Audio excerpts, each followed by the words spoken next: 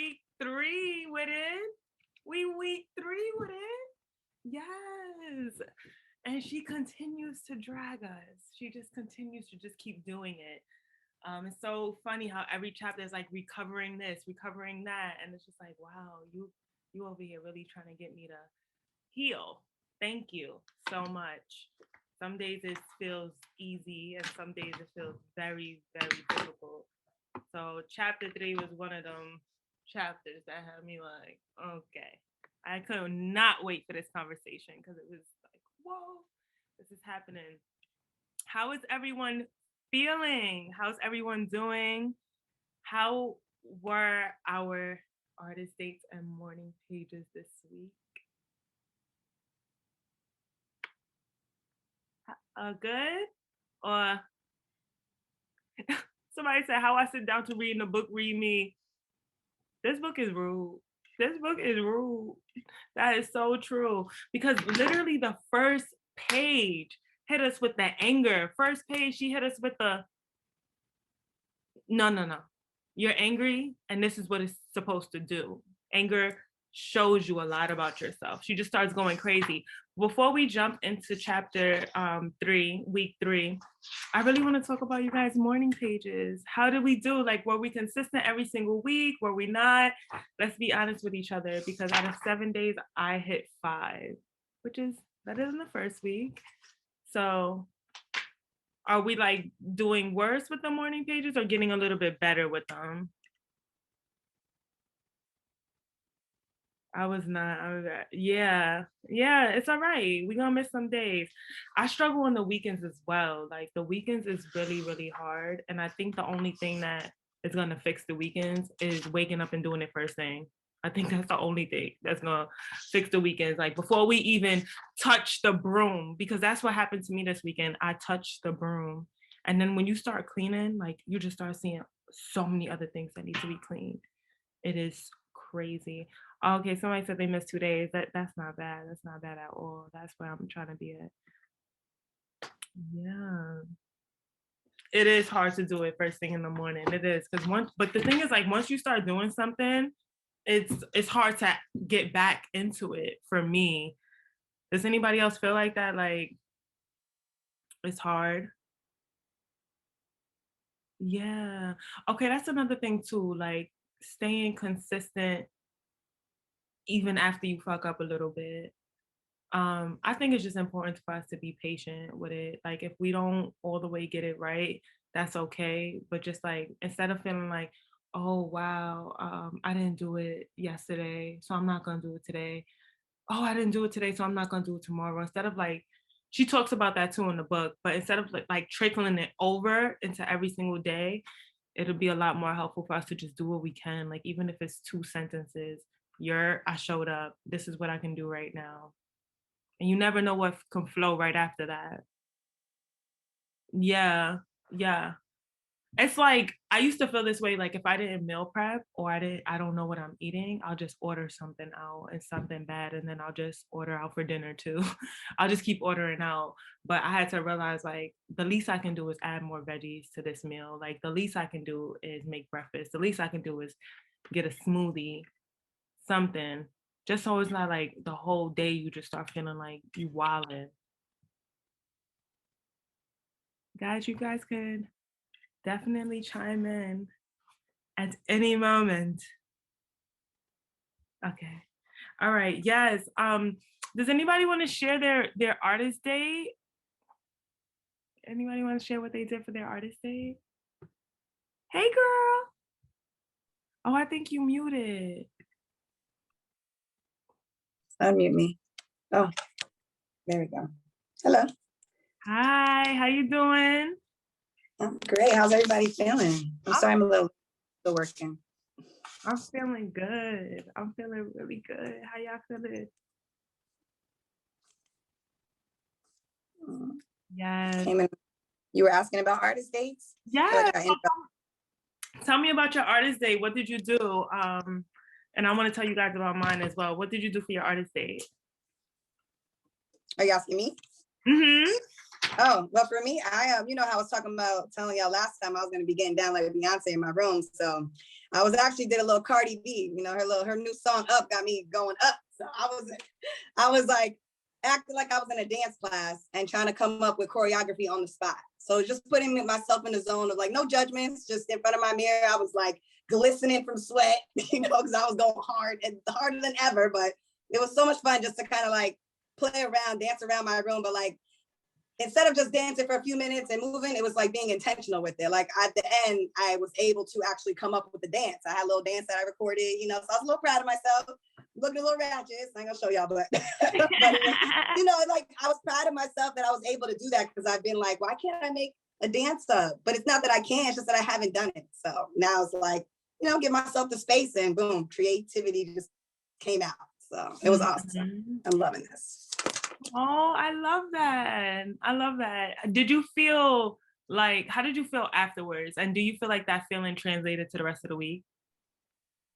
Absolutely. Yeah, I was feeling good. Because I mean, also too was on Valentine's Day. I did on Sunday. And I don't really celebrate Valentine's Day to begin with, but I'm big on love, but I feel like it puts a lot of pressure on people and a lot of people start feeling down on themselves. And I'm like, love is love. You got love in your life. Don't let nobody make you feel like you're wrong for being single. Now, I've been single for a long time, but so it was just an addition to my, Sunday self-care, but it was being more intentional with it makes filling my cup up more intentionally. It just does something to me, right? Versus just like, okay, journaling a little, writing a little, or, dancing a little each morning. It's like literally carving that specific time out.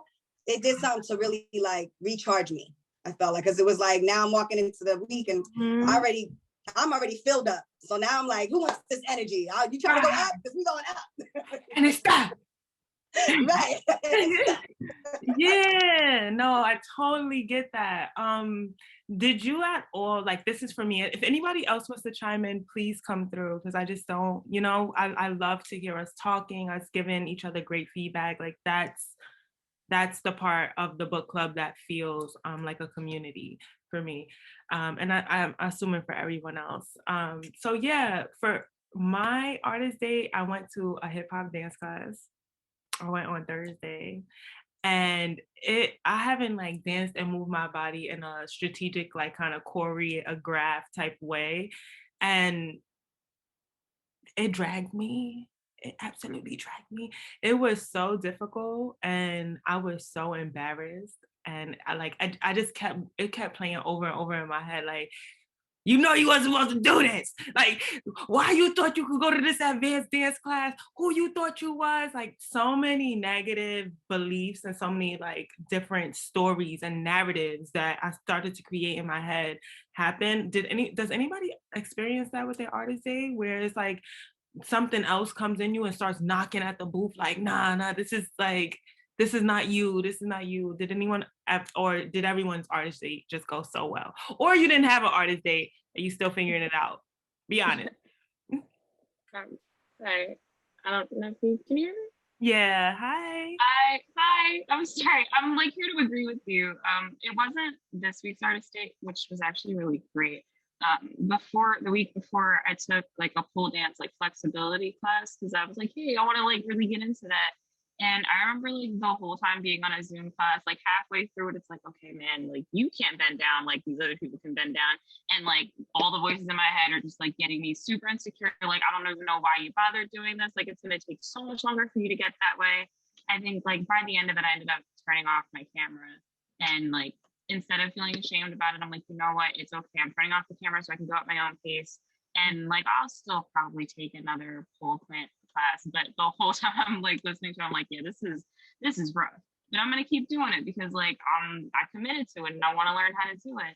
And then like that compared to this week's was like really nice. This week was like, no, I want to learn how to make this recipe. I'm gonna do this, and I'm gonna watch this documentary on Black art in the absence of light, which 100% recommend. In the whole deal, in that same deal, is like, what would you create in the absence of light? What are you going to do when it's all dark here? Which I think kind of tied in like all the thoughts that have been going through my head as I'm in this journey and as I'm reading these things and trying to like really get into my own creative self, not letting that darkness or like my own darkness stop me from doing what it is that I'm here to do. Okay. It was cool. I like that. And I'm actually gonna look into that documentary. That documentary sounds really good. It's amazing. It's on HBO. It just came out too, but like fantastic and really apropos to this whole situation and like kind of where we are with reading this. It ties in like really well. Okay. I'm gonna Yeah. see it because I really want to add more creativity as well. So I'm definitely gonna look into that. I see a lot of people in the chat are saying they don't know what to do for their artist date. They haven't even started yet because they're just not sure. And I totally, totally get that. I think that all I can say is like try not to overthink this. Like I'm going to add in the next email, I'm going to add like a list of things that we can do during quarantine and just so we can have like a better idea or like a better starting ground as to what we can like just start doing right away. For me, the first time we can like create a new recipe, like something you've never ate before, like just going to the grocery store and picking up a vegetable you've never ate or seen before and just trying it. Just trying it. The vegetable should not be no more than $5 and just trying it. Or you can just go to the 99-cent store and get a bunch of crafts and just play around with them. Just see what you create. Do you create a poster board? Do you want a sign that you can hang up in front of your door? Do you want to make your own affirmation board? Like, all right, this is what every time I see this is the way, like you are the co-creator of your own life, like some shit. Mine says you are exactly where you need to be, like just things that reaffirm who you're trying to be and how you want to feel. So things like that. Making a vision board helps a lot. Those are great artist dates. I think just coloring is a great artist date. I just like sipping someone and get into the coloring or just learning how to draw. I can't draw for shit, but I'll fuck around and do a fire stick figure family. So it's just things like that is just like playing with yourself a little bit. And I mean that in the most spiritual, maybe physical, no, but in the best way that you could possibly do. Just like really get back to joy. And what might help too is just thinking about the things that you found joy when you were a child, just things that just was fun then. So I think that that's very, very important. Oh, I think the name of the documentary was The Absence of Light. Yeah, black art in the absence of light. Mm-hmm. Yeah, I wanted to add that, I mean, my experience was completely different from my artist dates. So the first 2 weeks completely bombed it because I did not intentionally set forth any type of artist date. But one of the prompts that was in the book that I actually followed was the one where it said list out 20 things that you like to do. And I sat there, I think doing the list took me 2.5 days because I couldn't think like, what do I like to do? So once I finished it, after those 2.5 days, and it said put a date next to it, to like intentionally think of a date in which you can do those things. Never put the dates next to it. But what was so amazing to me was the fact that this week, even before reading the chapter that spoke to synchronicity and alignment, people started reaching out to me to do those things that were already on the list. And I had walked down the street. I said I like to listen to live music. Who don't like to go to a concert? But clearly we can't go to a concert right now. I ended up hearing somebody play live music on the street and I just stood there and listened for a couple minutes. Like that was amazing to me. I wanted to go to the beach, but there's snow on the ground. My friend calls me and says, "Hey, do you want to go to the beach? Let's just sit in the car because I just want to see what the water looks like." And I was like, where did this come from? Like she lives mad far upstate. So I didn't know she was even in town, but she was like, let's go to the beach. Let's go get a bagel and go to the beach. So like things on that list were just coming off for me.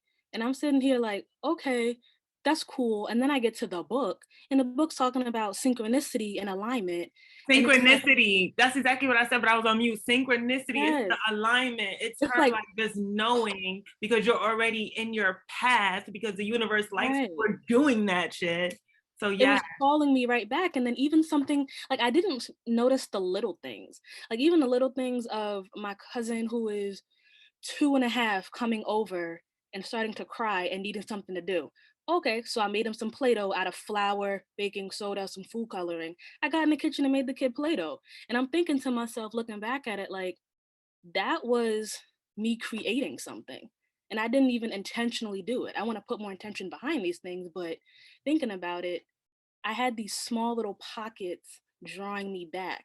So even though we are intentionally creating artist dates for ourselves, even think about the ways in which throughout the week you've been called to create in little spaces every now and then. Like sometimes you're being called and drawn to create and not even knowing it, but just skipping over it because it doesn't look the way you think it's supposed to look, or it's not being done the way you think it's supposed to be done. So I'm Right. grateful for that experience. That is a bar. That is a bar. Absolutely agree. Which forces us to be present. To just be present. Like, what is going on? Like, how does this make me feel? Or it's okay if it don't look like it. It's all right. Like, we don't need all the colored pencils. We don't need the coloring book. Like, what if I even found myself reorganizing my fridge, and to me that felt creative. Like, just like seeing like where certain veggies can go and like which vegetables do well or like don't do well around other fruits and vegetables.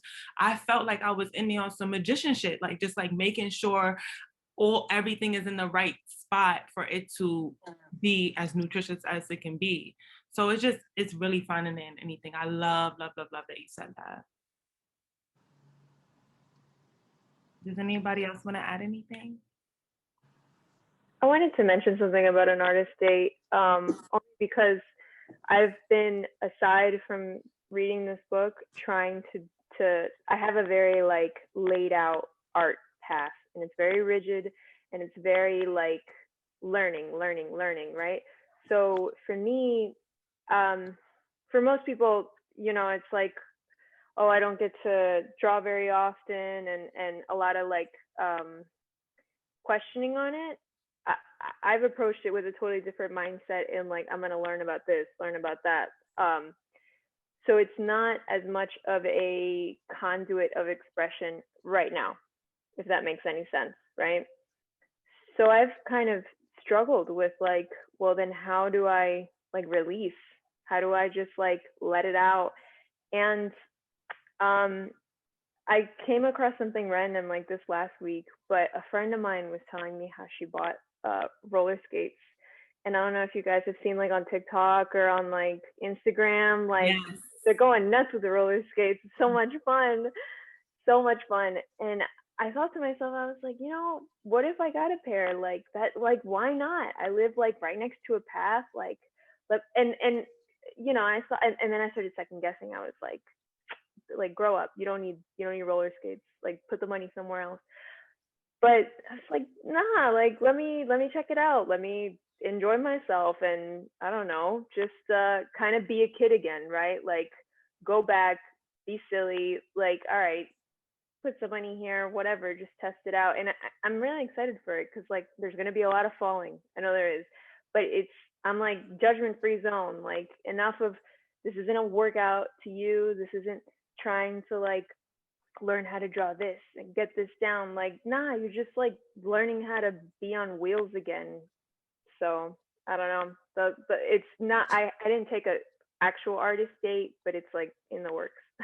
Yes, I love that. Roller skating is real fun too. Like, I think falling is a part of it. I don't even think we really doing it if we ain't falling. Like, it's just, I think it's just a part of it. I rollerblade all the time and I bust my ass all the time. I only hate falling when I break a nail. That's when I'm like, all right, party done. But besides that, like, I think just falling is just a huge part of it. Oh, Carisha, you have your hand up to chat? Oh. Okay. All right. So yes, I want to, did anyone else feel like that during their artist date? Like, I don't have time for this, or like, my money can go somewhere else, or like kind of like try to create some sort of resistance came up for them this week? Well, last week I know that I mentioned for my artist date this bicycle kick. So for me, that was the resistance. Like last time it came up in my head and I was like, don't do it. Like, that's stupid. Like, let it go. So this week that was like on the top of my list to do it during my artist day, and I did do it, so I'm like happy that I did it. I filmed it and I was like that, and I had so much fun doing it. So I think like what's crazy is because I had that resistance last week and then I faced it this week, I had less resistance for.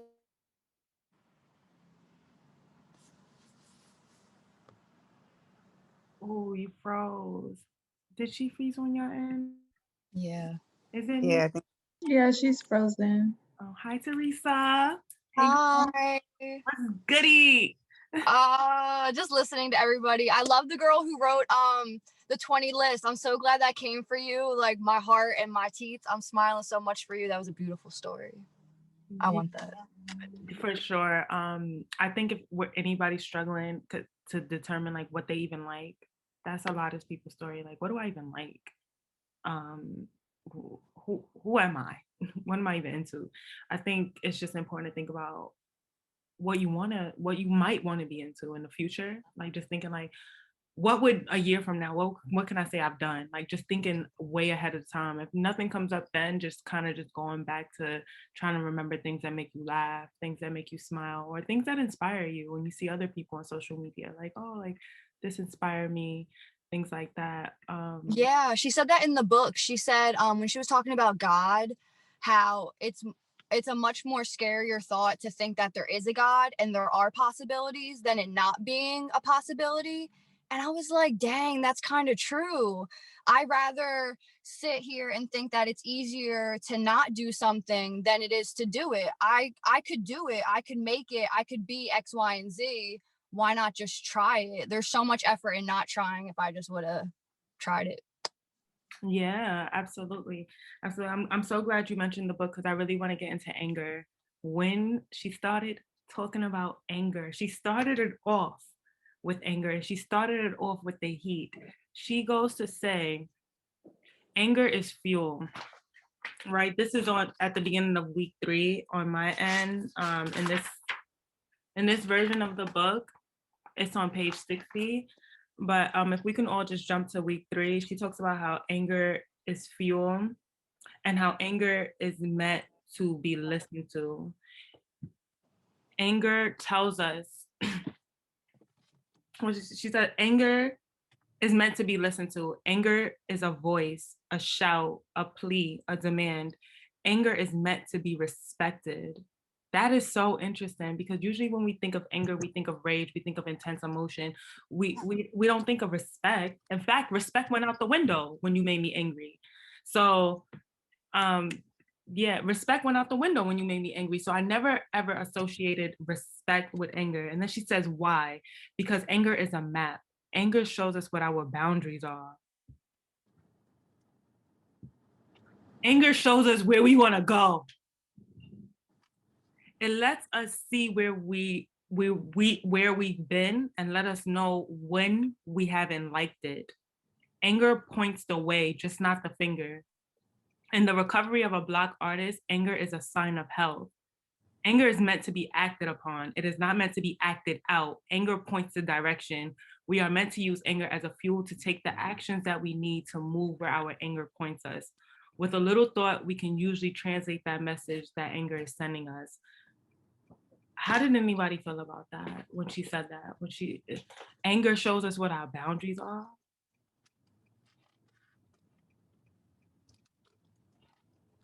She's speaking facts, and that was a whole super facts. That's all I can say. I was like, oh, that's very true. That's all I kept saying. Like, wow, I had to think about any time I've ever been angry, and I'm like, that definitely showed me you just did too much.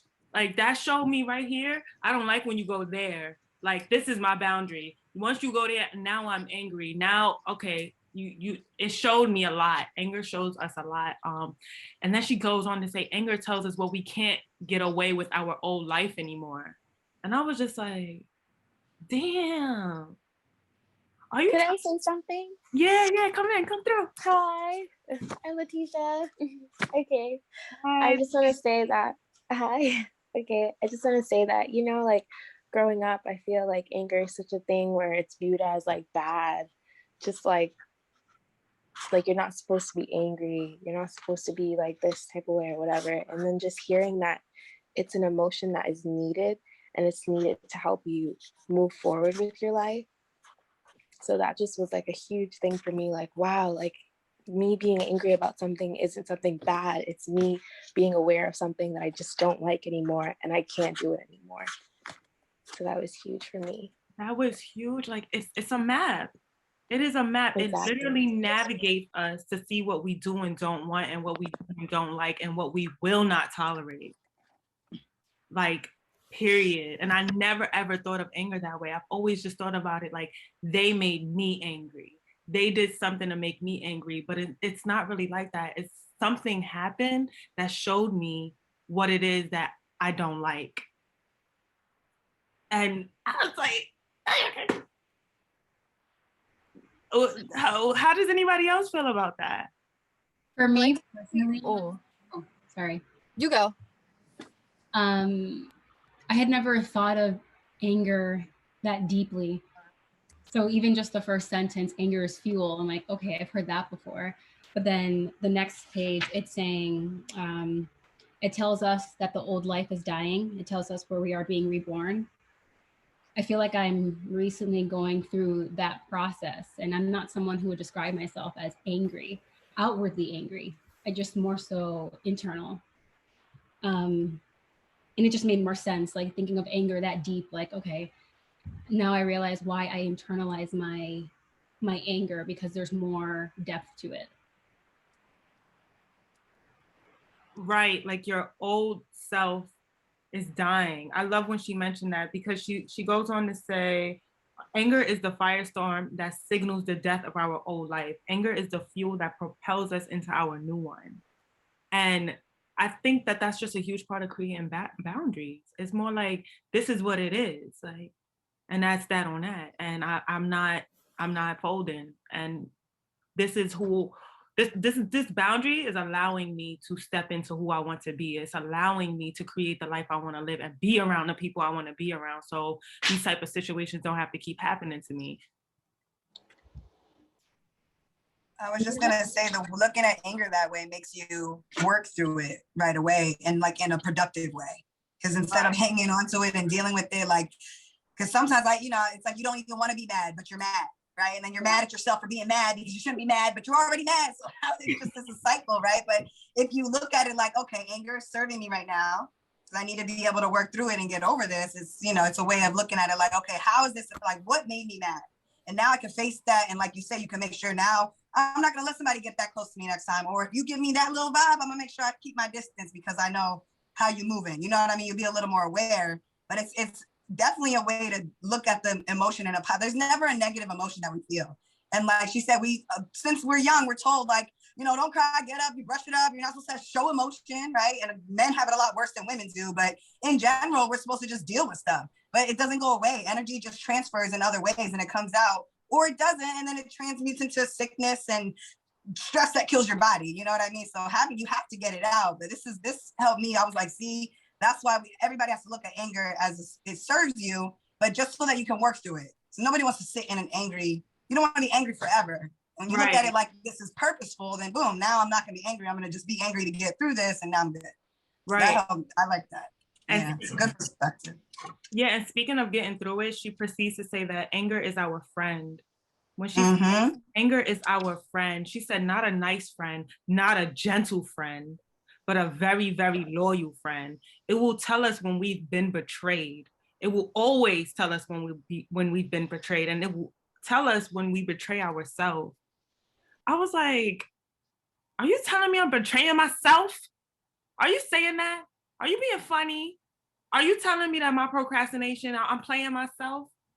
Like, I'm betraying myself when I procrastinate. I'm betraying myself when I self-sabotage. She better start talking to me nicer. That's all I could tell. I was just like, she better start being a little kinder to me, because the drag is not necessary. But I really, really, really love that. Like, anger is loyal. Anger, especially when we betray ourselves. Somebody said, how long do I stay mad? Right. How long do you stay mad? Does anybody else want to add to that? Teresa, were you going to say something earlier? Yeah, thank you. Piggybacking on what the other two ladies had said too, anger, I like how she describes it as it being an emotion that makes you take action. So it's like, I feel this way. Now, what am I going to do about it? And I really liked that. And I was like, ooh, that makes sense because I'm angry. I obviously don't want to feel angry again. So what can I do to lessen that anger? And I was like, ooh, little gem, how to write it down. Yes, I really, really did like that. And when she also talks about which parts of your old self you should leave in the past, that also had me feeling like, wow, like I had to think about the last time I got angry, and I got angry because someone who I thought was my friend betrayed me. And I really was so angry. Like I was so angry, but then it reminded me, like, it was action, like anger and action go hand in hand, like it's action's invitation. So that anger invited me to decide, like, I need to be a lot more intentional with who I call my friends and how I speak to them. Like if I'm too lollygaggy with the mouth, if I tell everybody who comes into my life all my dreams and plans and goals, like I can't do that. I have to be a lot more intentional, practice a lot more discernment when it comes down to people. So it was an invitation for me to grow, to be more intentional. So does anybody else feel like something like that has come up where like your anger kind of showed you like, this is what it is? Oh, Mercury retrograde has been fucking me up. It's been doing a number on me, but I'm good. I'm coming out good. How's everybody? Hi, can you guys hear me? Yeah. Hi, I'm Kirsten. This is my first time here. Just want to say thank you for carving out this space. I listened to one of the episodes on YouTube. I think it was the first week, and I thought it was phenomenal. I was like, I cannot miss. I just won't. I just got to be in attendance. Welcome. Thank you. I'm catching up on the book and all of that good stuff. But just to chime in, it's what we're currently talking about as far as just anger and boundaries and just how to go about navigating that type of stuff. I think what I have experienced and what I'm learning is that once we feel anger and then that kind of points to a boundary that needs to be set, and I think the difficult thing about boundaries is that we're not taught how to set boundaries from the jump. And so then, that's a whole different just like area that people have to learn how to navigate. But I think something that's has been, recent in my life is dealing with other people's anger towards me and me not invalidating that anger. And so it's like, once you do feel anger, it's like, okay, I feel this, I have to stand firm in it, right? Because what people will tend to do is want to invalidate your anger or gaslight you or, try to make you feel like you have no right to be angry. So I think that, once that initial emotion, the angry emotion, is set in, you kind of, then you have these other things that follow that you have to kind of teach yourself to navigate through. So I'm just kind of interested in knowing, like, once you guys do feel anger, how have you in your life, or how do you plan to kind of navigate the, standing in the boundary, being firm in it, navigating through people maybe invalidating and all that good stuff. I really love that you brought that up. I don't know if I have any other Aries or fire signs in the building, but I'm an Aries. Moon. Yes. Aries moon. Aries, clearly I'm an Aries. But yes, I'm an Aries. Leo gang. But yeah, I'm an Aries. So I really feel like because I'm so fiery, I'm very, very quick and prone to anger. Like anger, my friend. Anger be at the door with it. Anger just be like she be traveling with me. Anger she just likes to be around me all the time. So I do feel like I'm very quick to anger. And I think that what helps me navigate out of that for me is like movement. Anytime I'm angry, once I get some movement in, I get a good stretch, I get a good workout, eating some good sex, all that. Like, of course, intentional, deep, passionate sex, but that plays a role in like releasing just different type of tension in my body. So I know that helps me. What else? Another thing that helps me is communicating my anger, like letting shit sit, because I am young and impulsive. I say how I feel immediately. So I have to like learn how to like draw back and like not react off anger at that very moment. So I know that that helps me. I don't know about anybody else. How do you guys deal with anger? How does it show you how you need to be? Hi. I'm sorry, I look crazy, so my camera's off. But Hi, Kiara. so for me, like if I'm angry, like I take a minute to like walk away and like process like how I'm feeling, because I'm trying to like think like I don't want to say the wrong thing, and I don't want to end up not saying exactly what I mean, and it would just be make it seem like I'm the bad guy in that moment for like saying the wrong thing. So like I just walk away, take a minute, but there are times people don't let me walk away. So I end up saying how I really feel in that moment, and I can't take it back because I already said it. And I'm not the type of person to go back on my word, but it's just like when I like when people actually allow me to like walk away and have a minute to say what I need to say, like the right thing, and have space, I come back and they're like, oh, okay, and it's resolved. But like if there are people that don't give me a chance to walk away, and it's like it's never gonna be resolved. The anger is always gonna be there. So it's like I just take my space for them and not fully saying how I really feel, because it's like you put me in a space where I said the wrong thing, and it's like I can't go back from that because it's not gonna change anything. Right. I think that walking away is so important. It's that moment that you just need a pause. I'm not sure if anybody follows the holistic psychologist on Instagram. She's one of my favorite animals. But I signed up for her text thread, and she sent a text the other day, and I was like, ooh, she just came to gather people, and I want to read it just in case it resonates with anybody. But it said, practice verbally speaking to people you love, that your nervous system is activated and you need a break.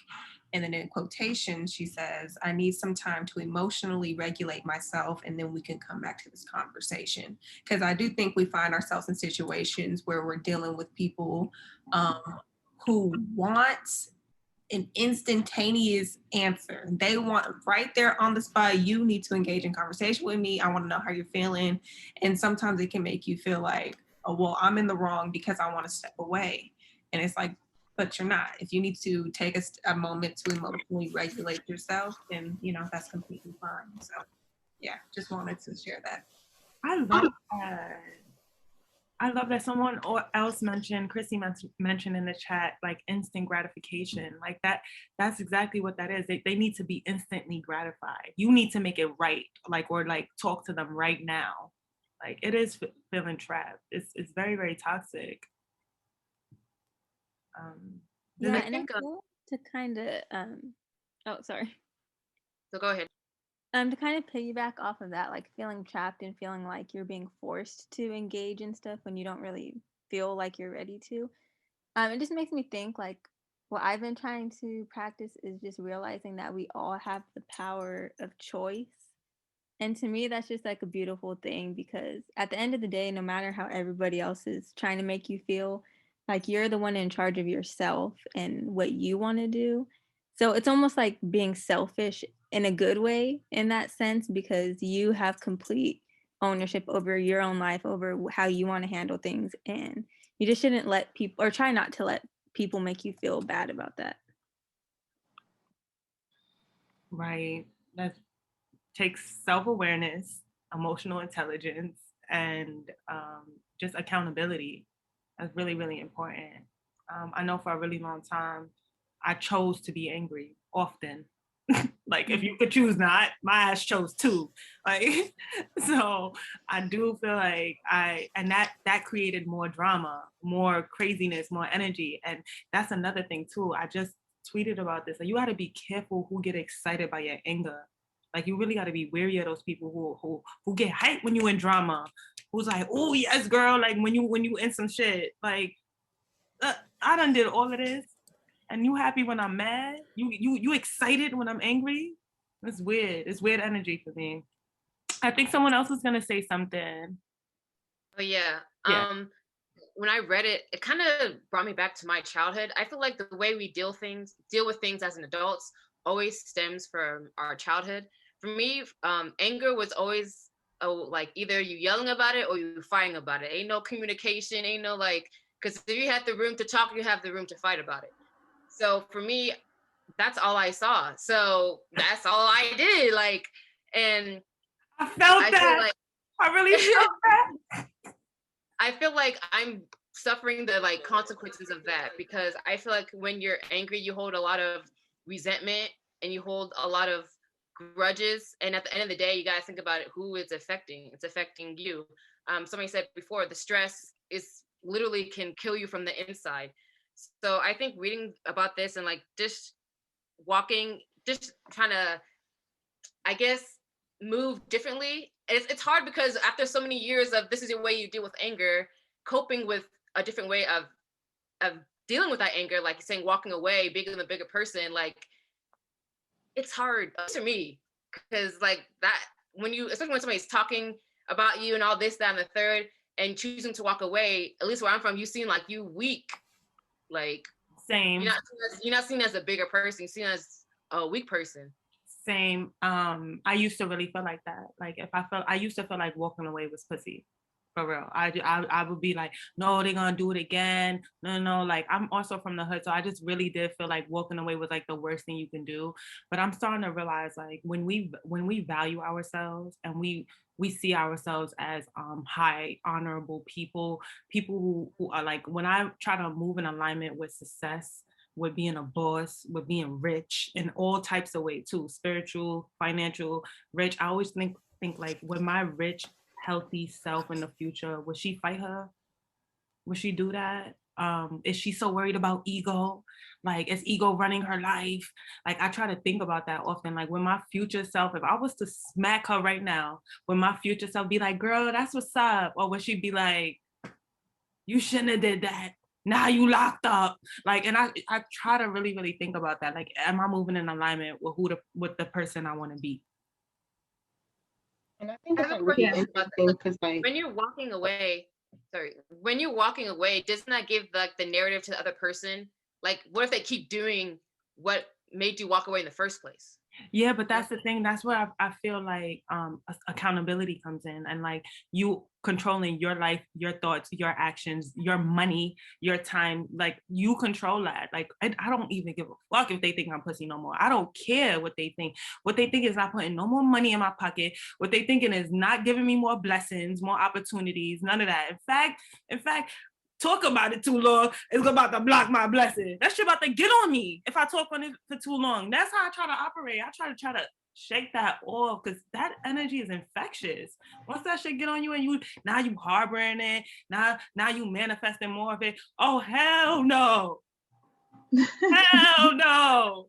I just to piggyback on that, I wanted to say if you're around people that are constantly getting you to that level where they're bringing a rise out of you or getting you to the point that you're feeling angry, reevaluate if those are really your people. Your people are not going to be bringing you drama and anger and being negative all the time. You know what I mean? So that for me, I used to be I'm small as hell, but I would be like a little firecracker too, especially with my relationships. Because you ain't gonna tell me to be quiet. I'll be quiet if I want to be quiet, But it's like, then I realized, right? It's like the people who are telling me that I'm doing too much or I need to be quiet or they're making me feel some kind of way, like they're not respecting me, right? Those are not my people. So me sitting around people who just continuously bring me angry, like I'm walking away from you, but I'm walking away from you for good because you're not on my frequency. And it's okay to say that. You're not my tribe. You're not my tribe. I say that a lot. Don't do that. My tribe don't do that. My tribe don't think I'm too much. Actually. Exactly. Yeah. Rodia, would you? Radia. Oh, Radia, I'm sorry. Yes, it's okay. You were gonna say something? Yeah, but not like, I know everybody's talking about like walk away. And it's crazy because my issue with like my anger has been kind of like the reverse. Like, because I was very, very passive for a long time. And I think just my mother is very passive. That's just kind of how it was. And so sometimes my anger would show me, I realized how I am with my relationships is that somebody would do something small, it'll rub me the wrong way. And then I might tell you, but I'm not going to vocalize it. I wouldn't vocalize it how much I should have vocalized it, if that makes sense. Like, I'll tell you a little bit, and if you give me like one explanation, I'll be like, okay, I get it. To understanding basically is what it was. And so for me, so you're like a silent, angry person. Like you get angry and get real quiet. Yeah, definitely. I get a little quiet, and then I'll tell you probably like, I don't know, like the next day. I be needed to like just process. And so like, I mean, sometimes in relationships, like intimate relationships, then I can like tell you immediately. But and I, like I said, I'll try to tell you, and if you give me an excuse that I find good enough, quote unquote, I'll try to be too understanding, and I push it off, and then it just adds up, adds up, adds up. Because when I look at all the big, like for example, one of my last friends, when we fell out, it was like it was over something small, but it was just an accumulation of things that I let add up. And so it just taught me to just really learn how to be firm in my boundaries. Like that was one of the biggest things that my anger taught me. It's like I'll be thinking like, dang it, why am I tripping over this? Like that's kind of small, but then I'll be like, nah, that's because they did this and this and this and this, and you brushed it off. I think one thing that, sorry. Hi everybody, my name is Chalet. Hi. I think the way I deal with anger is, well, it's obviously not the best. Well, I feel like it's not the best way. And I think that when someone pisses me off or you do something I don't like, I'm really emotional. I'm really sensitive. I am a Cancer. I'm a Scorpio rising. Like, so, but things get real intense for me. Like when I'm mad, it's like the best thing for me to do is I just remove access to me. Like we are done. I just won't. We don't have to deal with each other. I don't need to talk to you. It's like you dead to me. I know how to act like I know how to treat someone like they don't exist. And I've learned that just growing up, because I've been that way. Just growing up, people hate that. That makes they sick. Like they be sick, if that's the reaction that they get when I'm just like, oh, we done here, because it's either gonna be hands, put on you, or I can't really get past things. I don't want to say that it's holding a grudge. I just feel like I hold boundaries. Like I just see you. Like that's my thing. That's what I stick to. I see you. You chose to do that ugly thing. It's not a mistake. You actually chose to be ugly. You chose to say that. You chose to do this to me. So I hold you where you are. I see you for who you are. And so I just I guess it's kind of like shutting down, because I don't think I was raised to really, I didn't really know how to communicate like how I felt. In my house, I don't come from like a soft mom. So it wasn't like, oh, like you expressing yourself, whatever. Nobody had time for that. Like, so I think that well, I know that I'm carrying that into adulthood. Like I don't know how to express things other than anger. I'm like, it's real rah rah, like, and I'm ready. I'm just, we gonna fight or whatever, but I don't know how to argue. I don't want to do that. I don't like, because it just gets ugly. Like it goes all the way left. I don't deal with a whole lot of family because of that reason, because I see the ugliness. And it's like I don't really know how to express. I don't know how to properly express like my anger. And that's something that I've noticed just from growing up, is that I don't know how to properly express my anger. It's just that it has to be physical, or I just completely don't need to deal with, like, either way, I'm just gonna not deal with you. If we're gonna go there, and I'm not gonna deal with you, and even if we don't, I'm just not gonna deal with you. That's real. That is real. That's real. I totally understand that. I didn't grow up in a household like that either, where we got to process anger in efficient and healthy ways as well. Especially growing up in the hood, like me and my friends, like we would just fight and then start talking again the next day. Like that was the way to go. We was just like, all right, girl, you done got me tight. I'm gonna slap you. You gonna slap me back, and then tomorrow we gonna be good. We about to eat spaghetti together. Like that's how it was. But nowadays, See, that was different. Yeah, nowadays you obviously can't slap nobody. Right. They will go get a gun. So but I'm like, you're not gonna cross the line with me. Like we slapping each other, that's gonna be the last slapping we do. We ain't gonna ever have to deal with each other ever again. You ain't gonna ever like get a chance to even go there with me again. Yeah. And it may not be the best thing, because you lose a lot of relationships like that. But it's just like I have a low tolerance for it, for just people, I think. But I think that's very telling. That's very telling. Like, all right, I have a low tolerance for this type of person. I have a question, and please correct me if I'm saying your name incorrect. Is it Chalet? Chalet. Chalet. That's even more beautiful. Okay. Beautiful. Yeah, that's really pretty. Just listening to you, and I know you said at the very end, like, you feel like you don't know how to express your anger. I disagree with you. I feel like you know how to express your anger. I think with a lot of us is just we will feel so many things at one time and it becomes clustered that we don't know how to process it. We know how to express it because whether that be physical for you, like, okay, look, you done pissed me off. Now you got to catch this fade. You know what I'm saying? I feel like you know how to express it. I think it's a matter of like, okay, I'm feeling so many, you done pissed me off to the point where like I'm feeling so many different things towards you that I can't even identify where all of this coming from. I can't even identify, if I'm sad, if I'm angry, if I'm mixing it all together. So, because I feel like I've experienced that as well, where like, you have gotten me to a point where like I'm so upset at you that like I just can't process what's going on internally, So, and I'm no therapist. I can't really get but I just wanted to say that I definitely think it's more of an issue. And I mean, and if we want to take it to like the Black community, we're just not taught how to process our emotions. True. And so Right. just show yourself a little grace in those moments where you are just feeling really angry towards somebody, because a lot of us aren't taught, how to go about feeling things, identifying them, and then healthily moving through them. Right. Absolutely. That's true. I wanted to say something. Yeah. Okay. Hi, everyone. So I wanted to agree with Chalet. I believe I'm saying it right. Okay. Because I'm also a Scorpio. Well, Scorpio is all over my chart. Just know that. So I will say I agree with you on that, because I know for me, myself, I know now better, like ways to control my anger, but also at the same time, I shut down really quickly and I cut all communication. I cut all ties. Like, we not talking until I can come to you correctly without feeling the need to hurt your feelings. Like, I don't want to hurt anyone's feelings, because technically, most of the time, the reason why I'm angry is because my feelings were hurt.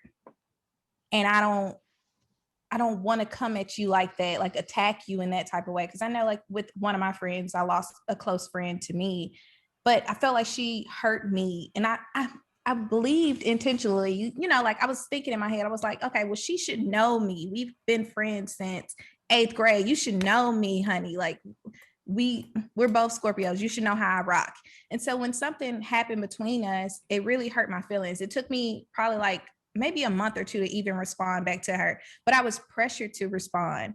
And it wasn't the response I wanted to give her. Obviously, I wanted to grow from that situation, but I wasn't allowed the time to actually figure things out and to figure out how to communicate how I felt, because I was so emotionally hurt by the lack of respect for what I was going through at that time. But then in my household as well, it was like my mom was mom and dad for me. So it was kind of like, what you crying for? Like, tough up. Like, you got this, you know what you're like, it's going to be a lot more things tougher in life than what you're going through right now.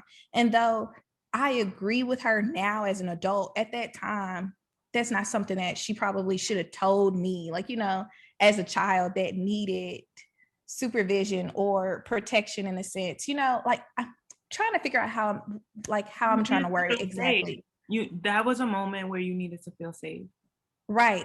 And I didn't feel that from her, which was very unfortunate. But as I get older, I'm learning to, like, look at some things and try and heal for some of my childhood trauma. Like, 2020 for me was like healing from childhood trauma. Well, uncovering childhood trauma in 2021 is like uncovering more childhood trauma and learning how to heal from my childhood trauma as well.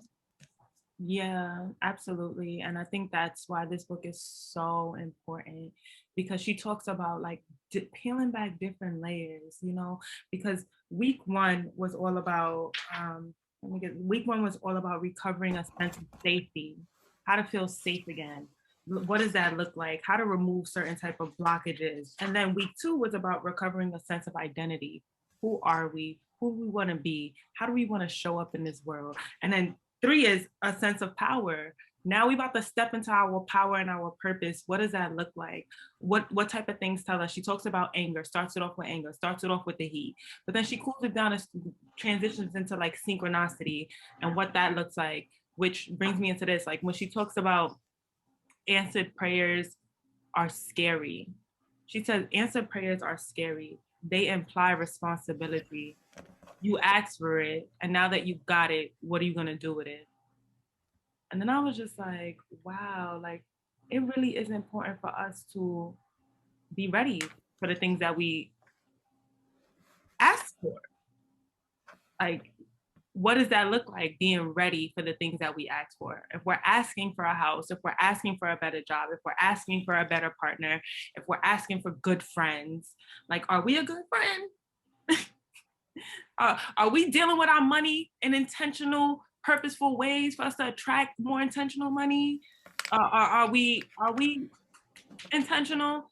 Like things like that. Like, did anything come up for people when she started talking about synchronicity, and also just things starting to like flow? I know we just week 3 into this book, but has anybody else been experiencing that things are just starting to click? Weird things too. Yeah, that part that you just mentioned about answered prayers are scary. They imply responsibility. When I read that, the rest of my week changed, because like going through hard times, like right now, I haven't been appreciating all the things that I've asked for that I have now, all the opportunities that I've asked for that I have now. So even though I'm still going through a hard time, other things that I was going through in the past are showing through now. So it's like, okay, it's never going to be a perfect environment to live. You know, that's just life. I just have to capitalize on what I've already asked for, that I have so much abundance for now. I think one thing for me too, like, so I feel like, I don't know if we talked about this before in here, but I'll ask for something. So it'll be like just another financial opportunity or whatever, but not really acknowledging all the things I need to get that. So I'm asking for another financial opportunity, but I'm not asking for the discipline to handle another financial opportunity, if that makes sense. And so that was always like the biggest thing to me, because it's like, okay, you got opportunity right here, but are you gonna put in the work? Okay, I got a partner right here for you, but are you really willing to give up some of your free time for this person? Like, you know, it's like I'm not really, sometimes I miss to ask for the things that are gonna get me through what it is I want. To add on that too as well, I think we're so fixed on what we want, and if it's not at that particular way, we kind of like brush it off as well. Like for instance, you said you want maybe a financial opportunity, maybe it comes in a way that you're like, nah, that's not really me, and then the opportunity is gone as well. So I feel like we also need to be open-minded in how we receive things that we ask for. So we want a partner. Maybe he's not tall, dark, and handsome, but he's kind. He treats you like the queen that you are, but you're so focused on these certain aspects that when it comes, you kind of just brush it off. No, I felt that. I remember there was a moment last year where I had manifested something. Like I wrote it down on an index card and I just left it alone. And then a month later, I got exactly what I wanted. And then when I actually got it, I was just like, oh my gosh, like I didn't know it was gonna be like this. Like, and I had at some point I had to psych myself out. Like, this is what you wanted. Don't sabotage it. Don't mess it up.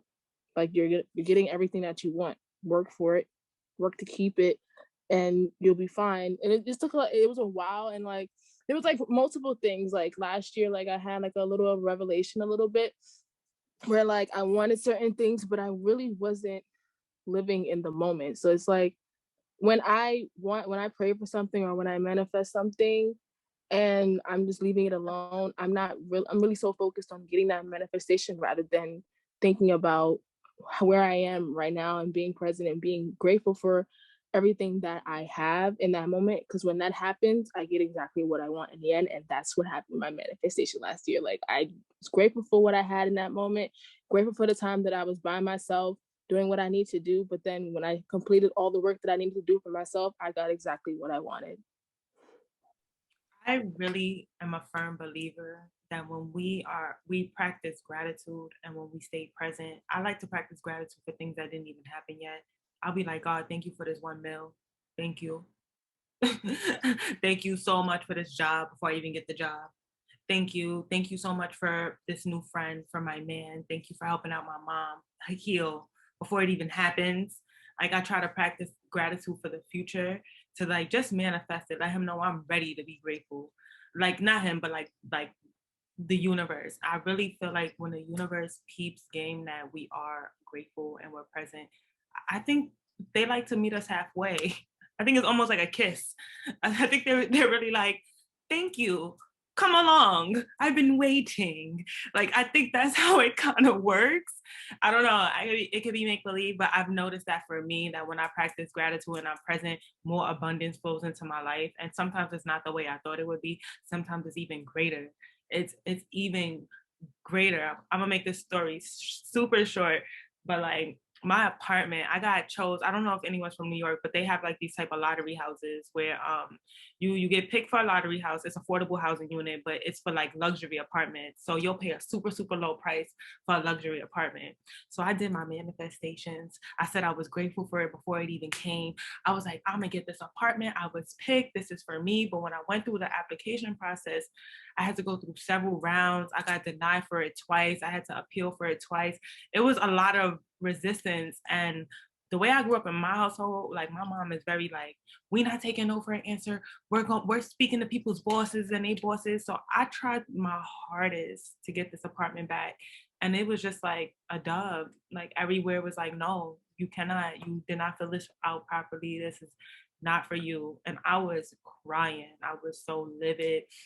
I was upset. I went and felt like, damn, like I'm not gonna be who I say I'm gonna be because I didn't get this apartment. I said I want more luxury in my life. I didn't get the luxury apartment, or I'm not who I'm supposed to be to attract this greatness yet. That's what it is. But all the negative thoughts came into my head to reaffirm why I didn't get what I was supposed to get, what I thought I was supposed to get.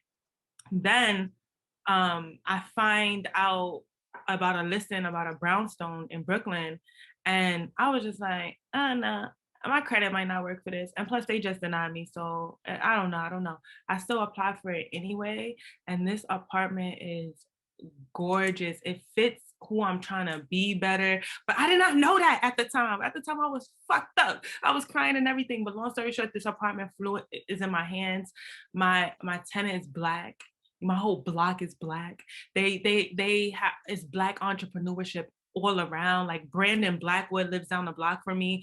Like these type of, do I got his bag? Yes, I got his bag right here. You know, you feel me? Do y'all know about these bags? These systemic racism bags, all that. He lived down the block from me. I'm moving in alignment with Black entrepreneurship and success and growth and business and money and richness. And I would have never thought that probably wouldn't have been the case in my luxury apartment with all the other type of people there. And like it was in Williamsburg, which is very, very different now. Like, so I really do feel like things are supposed to line up the way they're supposed to line up. Even when it doesn't happen, you still got to be grateful.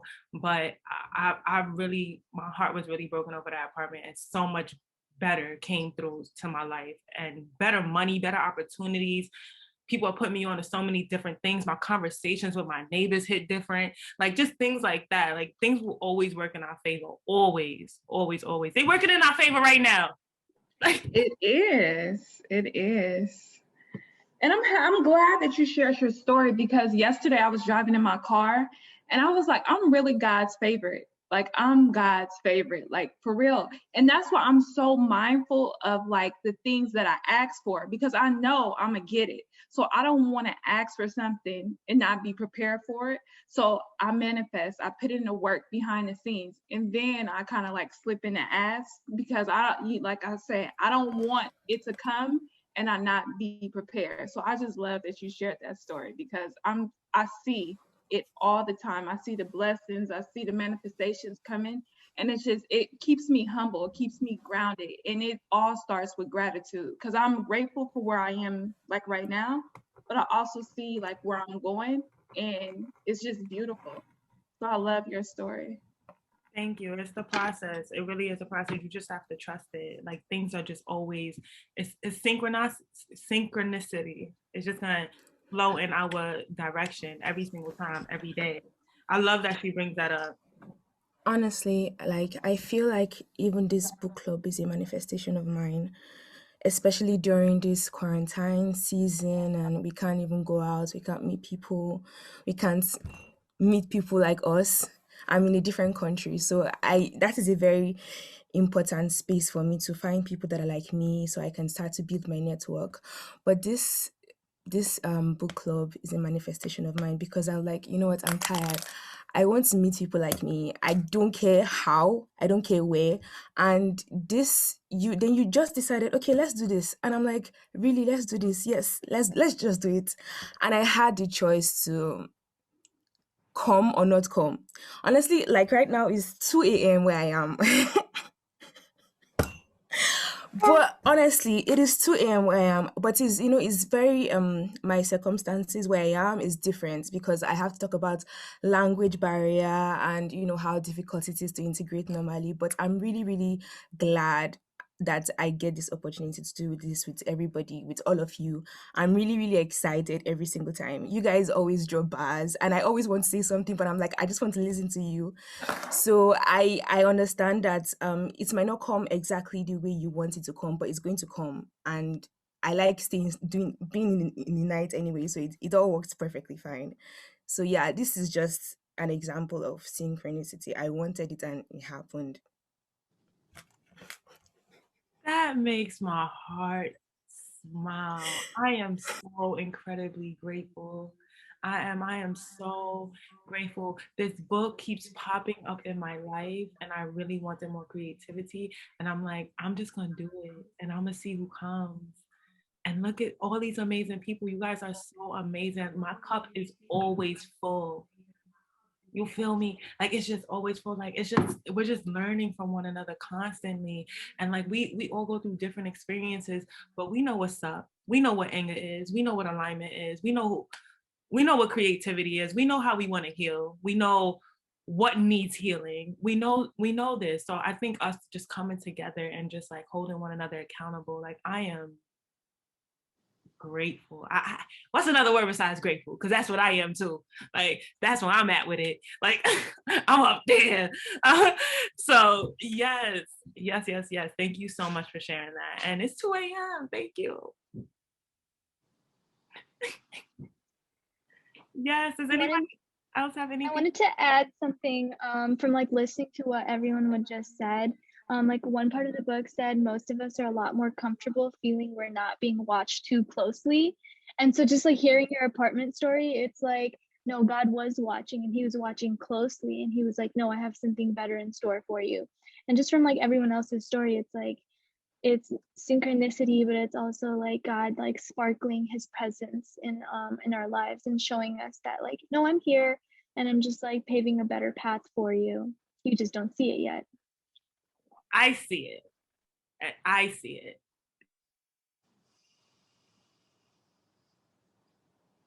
Thank you. Yeah, I just wanted to add, just talking about alignment and synchronicity.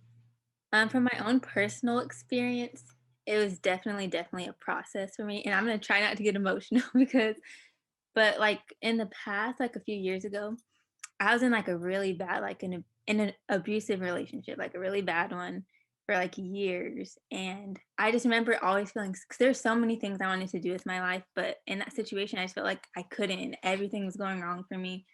So I kind of just started to like lose my faith and just feel like nothing was ever gonna happen for me.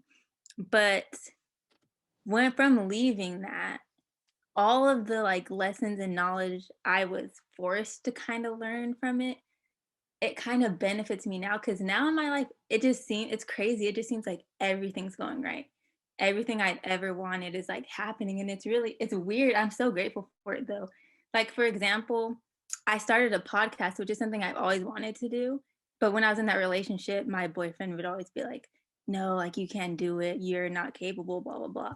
But I finally did it, and I took all the knowledge that I learned from dealing with him and I kind of expressed it on the podcast. And now I just get messages saying like how I'm inspiring so many people and like all this stuff. So not everything's just unraveling beautifully for me. So I just wanted to say my story. Drop the podcast, sis. We need to know the name. I'll put it in the chat right now. Yes, we need to know the name of that. That is amazing. And I just want to add one more thing about the apartment as well. I wasn't sure if I could afford it. I was like, oh, I'm going from a roommate to another roommate. Can I do this? Like, I don't know. I'm not really sure. But I took the leap and the net came through. Oh, can you guys hear me? Yes, I can hear you. Oh, okay. I thought my internet was acting up because it said unstable, but yes, I just leaped and the net came, and I used to stress out about money all the time because I'm so terrified of being like broke. I've been broke for a long time. I'm so scared of being broke that I used to be terrified of it, and I really think being scared was manifesting more brokenness. Like acting frugal, acting like I don't got it, was manifesting more broke shit. Like every time I act frugal, more weird shit start happening, like mad tickets or expenses. They just kind of come out of nowhere. So I do think a part of it is just like letting go and surrendering to the flow. Like just surrender. Like I don't know how I'm gonna come up with this, but I'm protected, I'm blessed, and I'm favored, and that's what's gonna happen. And now I'm at ease. And I'm so grateful to be at ease because even my best friend was telling me about it. Ale, I think she's in here. But I was telling her about it, and she was like, "You gonna come with the money? It's going to flow to you," and that is a fact. Like anything we want, the tools will start coming together. We'll start meeting people that speak our language. We start creating a tribe for us. We start opportunities and blessings and jobs and money. Things just start working in our favor because we're working in our favor. Like synchronicity is real. It is the universe's magical sprinkles to make sure shit flow in your direction. So I highly. I don't want to switch gears, but just want to ask anybody who like has, because what I'm currently experiencing, and I write about this a lot, but I will go in and out of feeling in alignment or feeling as if I'm in synchronicity with the universe or my purpose, whatever the case may be.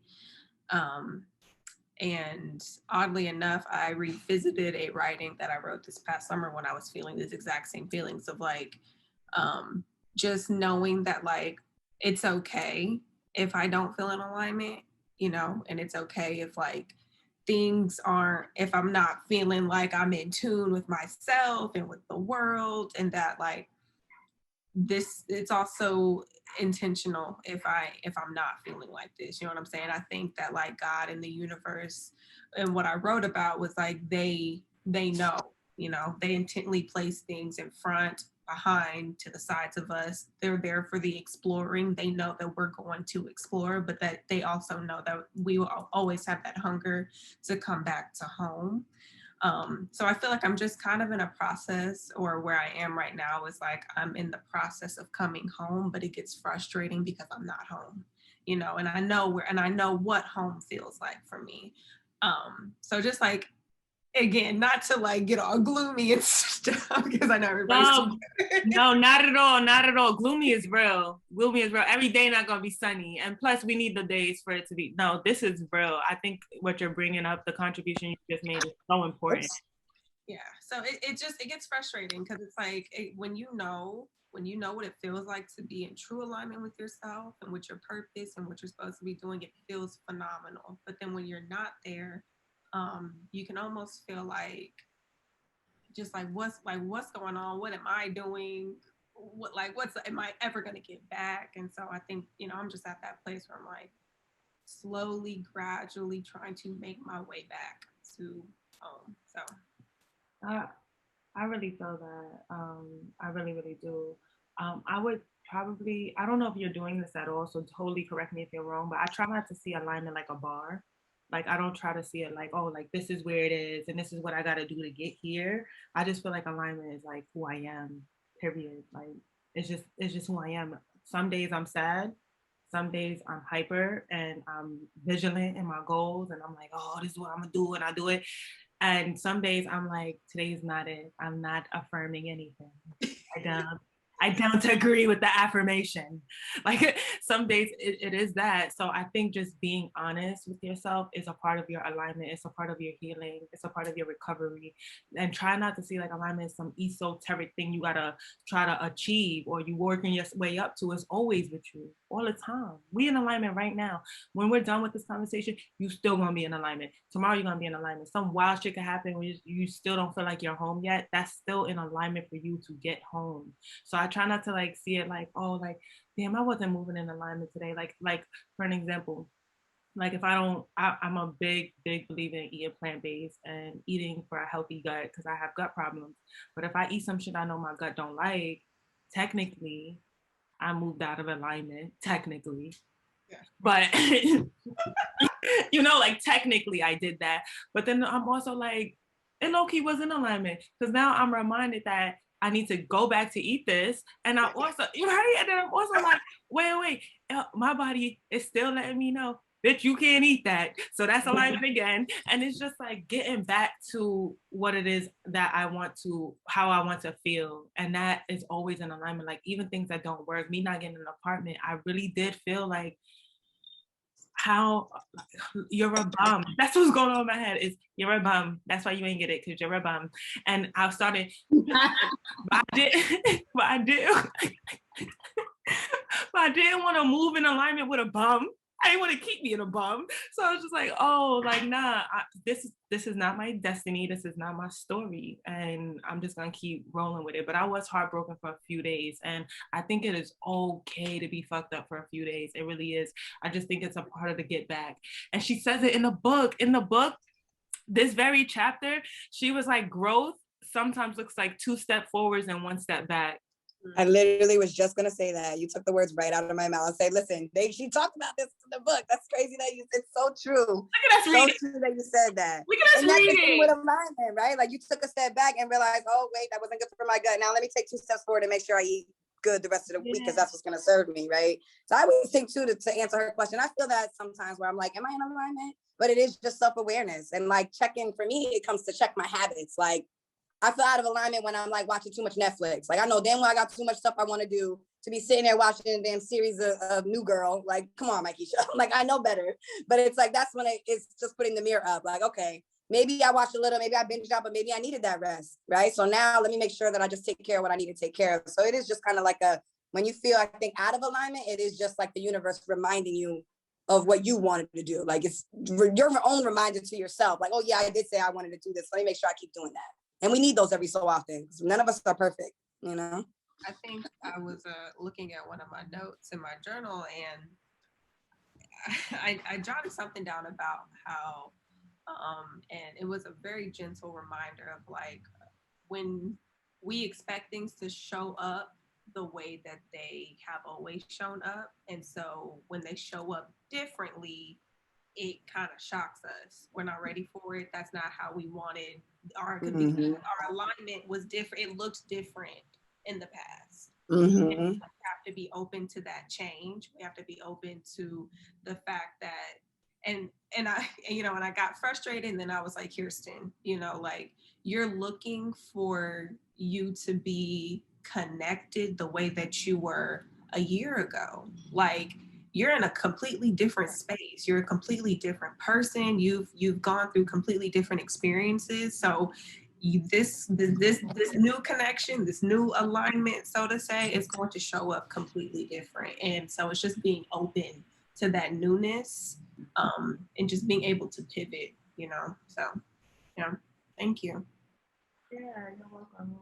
I try to, like, it's a part of the journey, and we might have those days. Never ever feel like you're about to pivot the conversation or make it gloomy, because I think we need those. I think there was a few people, even me, who felt like, man, like, who am I if I'm not in alignment? Yeah. Like, it was like, who am I? I'm trash.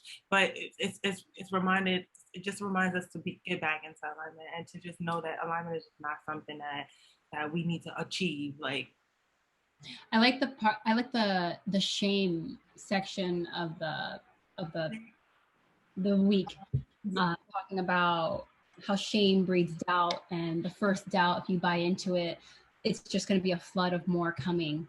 I think that goes hand in hand with the growth and alignment, and how the end of this week ended with the growth part of it. I've seen a lot of changes in myself, and I have to learn to get away from the perfectionist in me, and how the way that I want to be, it's going to take time. Like, I've been trying to get back to my old self, not realizing that she's gone. She's never coming back. And I need to learn how to take the lessons that I've been given, some done to me and some that I've brought on myself, and learning how to move through this. I love that you said that. I love that you said that, because she also goes in the chapter to say, try to acquire the habit of checking in with yourself, which goes back to what my Keisha was saying, like just checking back in with yourself several times a day. Just take a beat and ask yourself, how are you feeling? Listen to your answer. Respond kindly. If you are doing something very hard, promise yourself a break and a treat afterwards. Yes, I'm asking you to baby yourself. We believe that to be artists, we must be tough, cynical, and intellectual, chilly. Leave that to the critics. Leave that to the critics. As a creative being, you will be more productive when coaxed, I think that's coaxed, than when bullied. So I really love that, because coax is like persuasion, right? So I love that she mentioned that, like, baby yourself. We have to be reminded to, like, we're nurturing the little artist in us, the little child in us. It is okay to baby ourselves, to talk to ourselves kindly. Like, would we say that to our friend? If we saw our friend's work, or a little child's work, an 8-year-old's work, would we be like, oh, that wasn't perfect. Oh, you ain't put that inside the line. Like, will we do that to them? No. So why do we do it to ourselves? You know, is it ego? Is it arrogance to think that we know what's perfect? What is it? You know, so I love that she brings up shame. Like, shame was so important. And it was really interesting how she went from anger to synchronicity to shame. Yeah, it was really interesting. Does anybody else want to add to that? Yeah, I would like to say something about shame. I've been waiting for us to get to shame, because shame, like when everyone was talking about what anger is for them, and we talked a little bit about how we were taught not to be angry, especially as women, especially as little girls. Sorry, excuse me. I have realized that when I get angry, I don't allow myself to get angry, and I internalize it because I feel ashamed of feeling angry, because maybe like, oh, anger is beneath me, or anger is not something I'm supposed to understand and be forgiving. And so when I get angry, I get ashamed of it. Even at the beginning, when we started the first chapter, when we were supposed to start having our artist dates, I thought about interesting things I could do, but when I thought about it, I got ashamed about maybe, I don't know, allowing myself tiny pleasures that were not connected to work or adulthood and all that. And shame, like she said, is really an old emotion. It really starts early. And I also traced it back to why I feel ashamed about my stuff, why it's difficult for me to post my drawings or my work, or just talk about it in general. And it comes from maybe showing someone and they criticize it, and or they don't even acknowledge it, and then you feel ashamed of for revealing yourself to them. So yeah, all of them are really connected, and I really want to hear what everybody has to say about shame. I was even thinking of maybe having a jar, so that every time I feel ashamed of something small, I put something there, so by the time we're done, I'll have something, because I know that I've started to realize that shame is is an emotion that comes very, very often for me. So yeah. Can I mention something real quick? Yeah. Okovo, is that how I? That's good. Okay. I was thinking about this when we talked about anger in the first place. I don't know about anybody else, but there's been times in my life, in my youth, growing up, like as a young woman, where I've been told that my anger is out of line, out of place, and just been called like derogatory, right? And just this stereotype of where anger is like, that's your problem.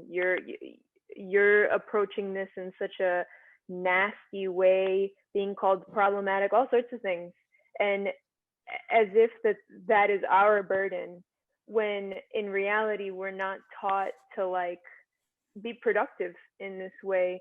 Hearing that anger is a map to me is so accurate, right? Because that's how I feel. It's just hard to like put it into words because we haven't been taught that.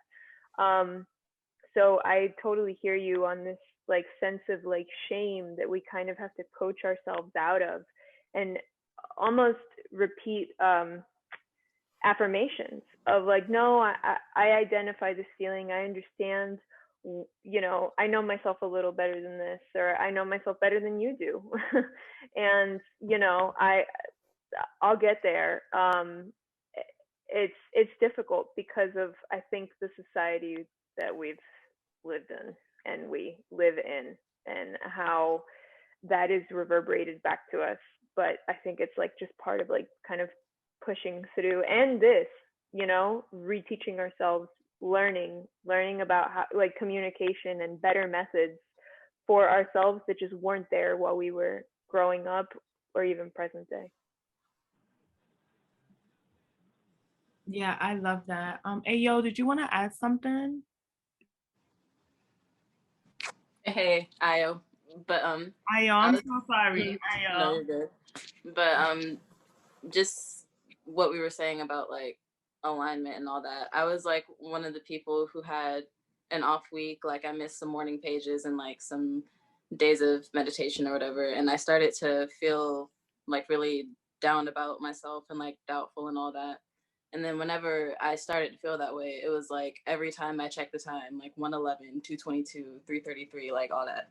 And that was another reason I was really grateful for the group chat, because it showed me that like a lot of other people here were also like feeling that way, and I wasn't alone, because that was like one of the things that always like bothered me. I felt like alone or like an outsider and all that. So that was it. No, thank you for sharing that. I didn't mean to mute you earlier. It was an accident, so I'm sorry. No, it's okay. I'm glad you're able to share now. Yes, angel numbers are really, really important. I like to pay attention to those. So she also goes on to say that the antidote to shame is self-love and self-praise, and how to just practice more self-love and more self-affirmations on a daily basis. So does anybody want to chime in with how they do that? Because for me, I really struggle with affirmations. I don't think that's like, I think that's my love language in a relationship, and not really my love language with myself. Like I can say certain things like, you're going to be great, this and that. And sometimes I just don't feel like that. I think what makes me feel affirmed is like movement, just stretching my body, getting in tune with what she needs, things like that. Like even when I'm angry, I like to do boxing or kickboxing or some high intense things. And when I feel like this is time to love on myself, I massage myself, I take a bath, I stretch, I do yoga. Like I feel best and I feel most affirmed when I move my body and when I do the things I say I'm going to do. That's when I feel the most affirmed. I trust myself more when I commit to my word. So what about anybody else before we wrap up? Like how can we deal with shame? How do we practice more self-love and self-affirmation? I'll tell you a little trick real quick that I do, because I'm really big on talking to myself nice. So, but it's not like I do a lot like you. Like I'm real big on doing the actions as well. But I realize that writing it is one thing, but hearing it out loud, it does wonders. So for me, I gave myself a name. Like it's my nickname, but it's like I was reading this book, but it basically was like my inner child, like what I would call my inner child. And in those moments where I'm feeling angry or I'm feeling shameful, or I'm feeling upset or aggy, whatever the case is, I'll talk to myself like I'm that little girl. Like, it's all right. It's all right. I call myself Mamita. I'd be like, all right, Mamita, it's okay. You got this. We're gonna get through this. It's okay. But the reason it sounds silly, but really when I'm going through something and I say the words out loud, like, Mama, you got this. Mamita, don't worry, girl. You know you're strong. You know you're powerful. Nothing can stop you. You got this. It helps me really remember that I'm here for me. And I think that's the most important thing is we got to learn how to be there for ourselves and be kind and compassionate, not just when we're being creative, but all the time. Because we have so many negative thoughts drilled into our brains from when we're young, from so many other people, that it's hard to even find your inner voice a lot of times. And you saying things to yourself that wasn't even your own thought. It was what someone else said to you years ago, and you don't even realize it. It's just now it's become a narrative of yours, right? So breaking those down to remind yourself in those key moments, for me, that worked wonders. Was like naming my inner self. So then when I'm ready, when I need to coddle myself or be kind, I'm literally babying myself and I'm talking to myself like that little girl that I needed. Because there was times that I needed, I needed somebody to hug me back then. And there wasn't nobody there. So now I'm there hugging myself in those moments. Because we all have those moments, So it's just, that's my trick. So I would encourage anybody just, same way you can name like your critic, right? There's at my job, they call it a gale, where it's like everybody has a gale on their shoulder, somebody who tells you can't do this, girl. You think you're good enough, or you think, whatever you're trying to do, you got that little devil on your shoulder telling you to chill out. What you doing? Too much, right?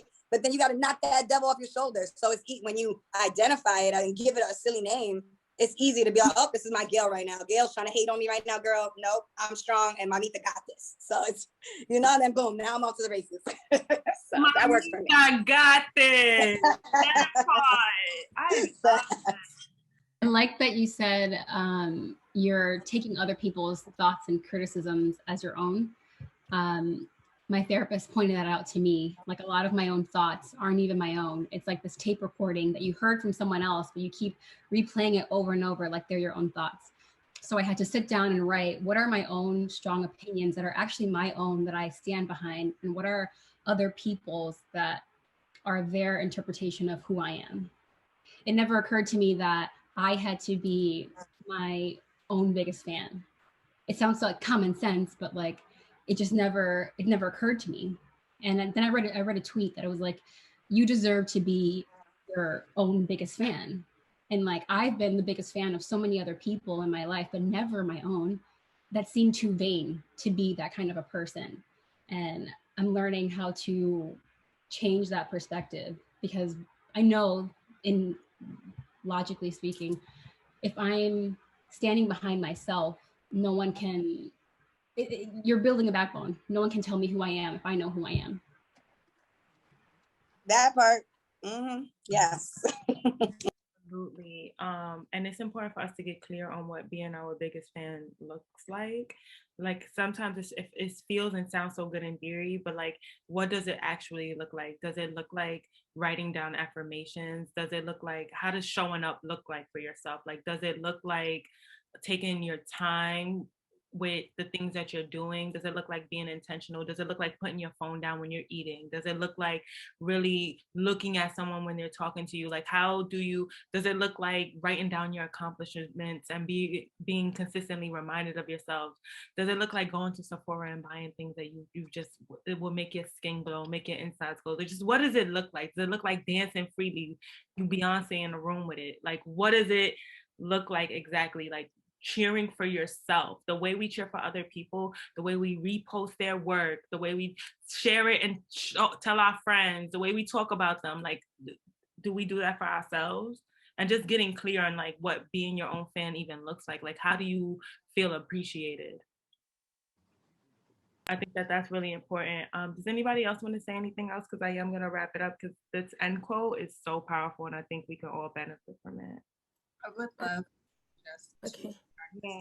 Yeah. What was someone gonna say? Oh, okay. I can say it really fast. I just wanted to add to saying affirmations to yourself.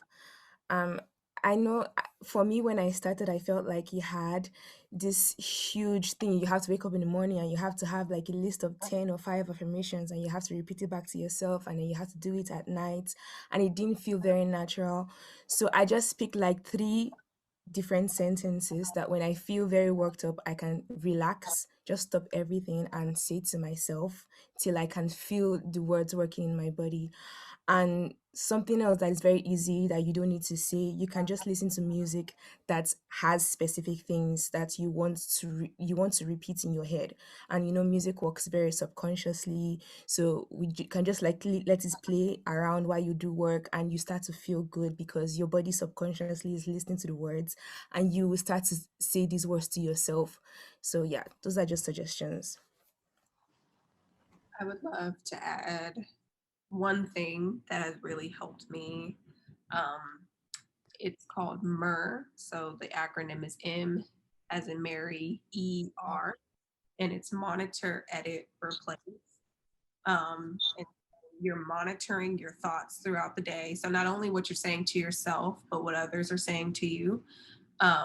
Editing those negative thoughts or negative internal dialogue, you edit it immediately and then you replace it. And whether you do that in your mind or you say it out loud, you're just kind of taking a moment to digest everything that's going on. Now, what might happen and what happened to me, and it scared the shit out of me when I first started doing this, was you're going to notice that you have a lot of negative thoughts, and that's okay.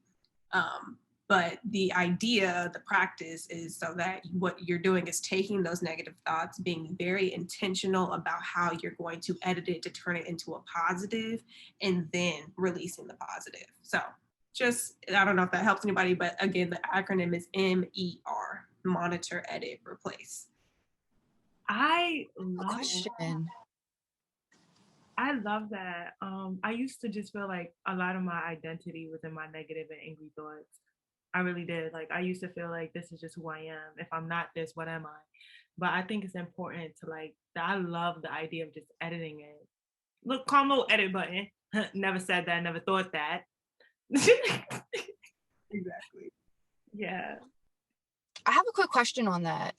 Yeah, come through. So, with your method, how would you go about it if it's like a thing? So this is gonna sound really corny, but I'm working on healing my fear of Chucky. I don't know why, but this little thing bothers me. I think about it. I just think of the word Chucky. And sometimes when I'm washing my face, I'll be scared to keep my eyes closed for too long and just get really paranoid. So how do you edit thoughts that aren't like I'm ugly, I'm bad, I am, but when it's like a thing, how do I edit that? Like a physical thing. Yeah, like how do I want to stop thinking about him? Like, how do I do that? That's such a great question. I feel like that, like, one of my greatest fears is somebody like following me into my crib and busting in the door with me. I think about that shit every day. Every day, I'm like, oh my God, what if somebody just busts through the door with me? And what am I gonna do? You gonna fall? I always talk about it with my mom, with everyone.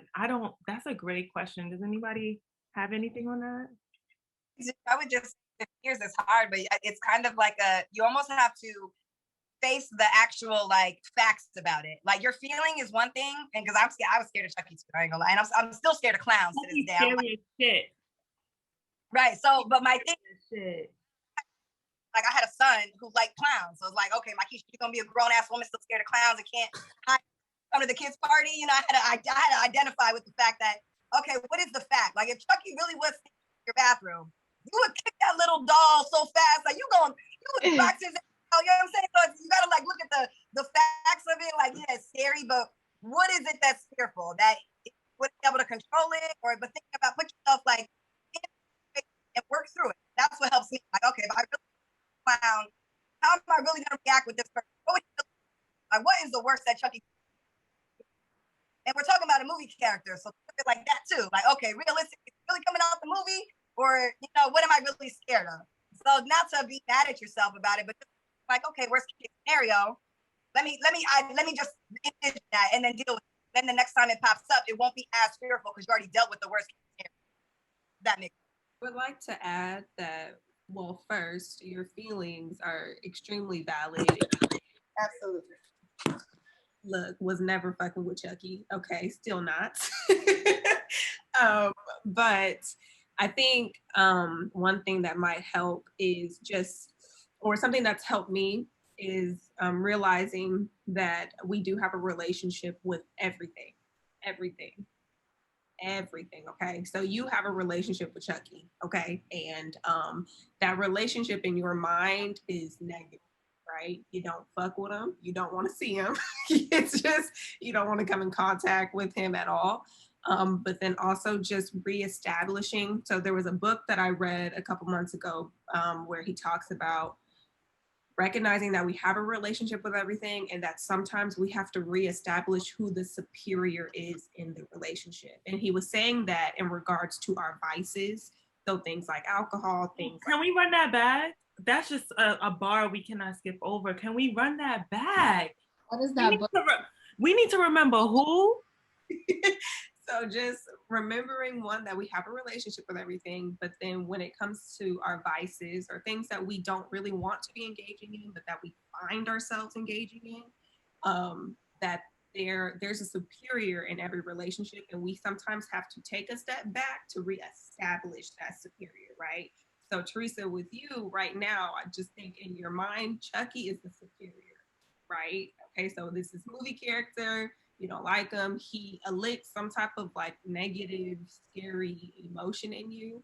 And I think you just need to kind of take a step back to be like, listen, dude, like, you know, this is who is the superior in this relationship. I'm not going to allow you to control me, or, you know, I'm not going to allow you to make me feel like I'm in fear of you. And then just be like, and, you know, I'm gonna give you a very real situation. And it was funny at the time, but I was living in DC, and we had a damn mice in the house. And I was running from this mice, and I was like, no, I'm not fucking with it. I don't like it. No. And my roommate, you know, she has a little bit more tough skin than me. She was like, you're not gonna let this mice run you about this house. And so at that point I was like, okay, yes, I am. Yes, I am. But at that point I was like, okay, she was basically just trying to tell me to reestablish who the superior is in the relationship. You know what I'm saying? Like, yes, you have a valid fear, but at the end of the day, this is my house. You're not gonna run me out my shit. You know what I'm saying? So I think just, you know, just try to take a deep breath. I totally understand the washing your face and feeling like somebody's gonna creep up on you, because that's real. That's really real. But yeah, maybe just try that. I don't know if that helps. Yay, thank you guys. I might just be Chucky for Halloween. You never know. Right? And that's funny. Just go all in it, girl. Dive head in. No, don't do that. I wouldn't really want to do that. I'm just kidding. No, for real, that's actually really, really real. Because if you think about it, if you're washing your hands on your face, like, you just gotta think like, did Chucky just pay the bills?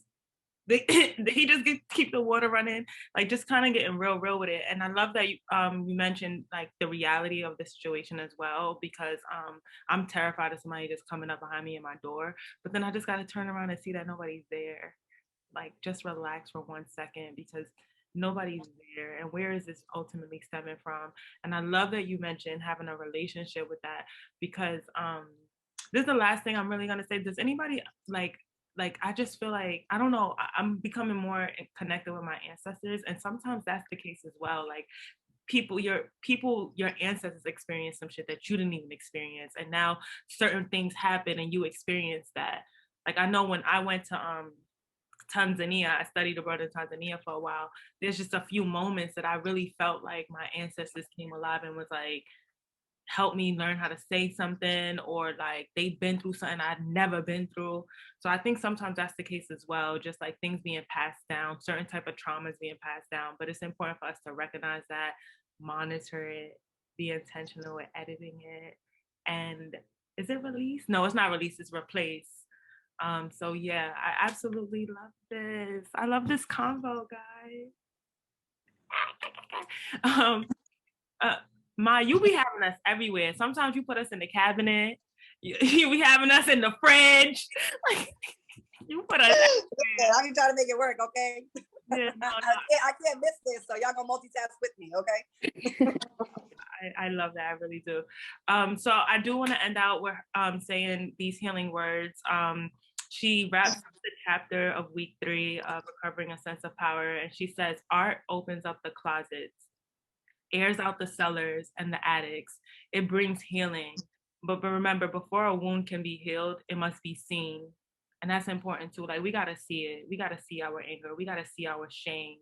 We got to see the synchronicity. We need to see how things are working for us, how things are working against us. And then she goes on to say, and this act of exposing the wound to air and to light, the artist's act is often reacted to with shame and shaming things. So sometimes, like, when we do expose things, then afterwards we tend to feel ashamed. Like what we were saying before, like how if we're angry, all of a sudden we feel ashamed for being angry, sad, ashamed for being sad. But then she goes on to say, art brings things to light. It illuminates us. It sheds lights on our lingering darkness. It casts a beam into the heart of our own darkness and says, see, I'm not really like that. Like, see, your art just brought you light. Your art just brought you healing. Your art just brought you recovery. See what happens when we're just like playing a little bit, when we just play a little bit, when we go take ourselves on artist dates, when we do the morning pages and we do get clear on how we feel and what we think. Because that's what the morning pages does. It's an emotional, mental, physical dump where we're just like, this is the way I feel. This is what it is. And it's carving out the time to be intentional with your morning pages, to be intentional with your mornings, where you're just dumping it. This way we're able to enter different conversations, different things throughout our day from a cleaner slate. Not all the way clean all the time, but just a cleaner slate. And that's what I really wanted to end it with, because I think that was really, really powerful, that just us stepping into our art is stepping into our light.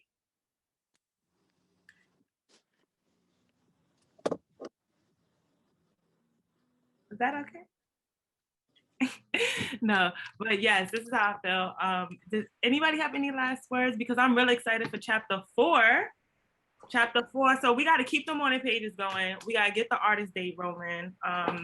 I don't know what my artist date is going to be. I'm going to be quite honest. I'm going back to that dance class though. He want to step me out the door. No, he's not gonna do that. Oh my God. So I was so pissed off about that dance class. I was so annoyed. I was like, damn, that shit was hard. My body wasn't doing what I wanted it to do. I was so angry. I had a little attitude, like residual attitude. And I spent some time around my partner and I was just like getting snappy with him. And he was like, don't catch an attitude with me because you got served. I was like, yeah. That's funny as hell. Oh, geez. Don't get mad at me because you got served. He's like, you ain't doing for little Satan. You mad at me. I'm like, so yes, it's funny. It's cool being around people who make you laugh, your tribe and stuff. So absolutely. I want us to work through some of the exercises that she mentions in week 3, recovering a sense of power, where we think about our favorite childhood toy. She says, what's your favorite childhood toy? What's your favorite childhood game? The best movie you ever saw as a kid? I don't do this much, but I enjoy. If I could lighten up a bit, I'd let myself. If it wasn't too late, I would. Things like that. I think this is going to get us very, very clear on how we can begin to play with ourselves a little bit more and add a little bit more creativity and joy in our lives. So yeah, that's all I have for you guys. I'm gonna end that out with that. I'm really excited for next week, which is recovering a sense of integrity. We're gonna conclude this with a nice little oldie but goodie.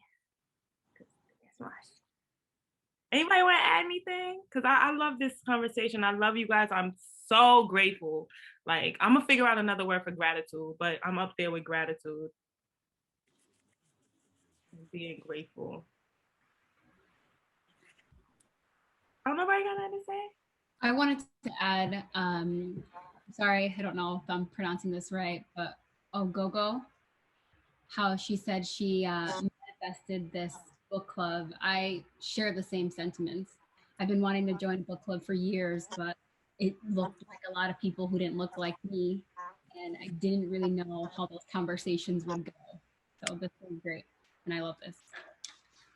Thank you. Thank you so much. Yes, I'm so glad we keep coming back every week and we just keep pouring into one another. Doodoo, you good? Doodoo, I'm good. Can you hear me? And then, who was that? Carisha. Hi. I could kind of hear you. Can you all hear me? Yeah. Yes, no, maybe so. I can't hear.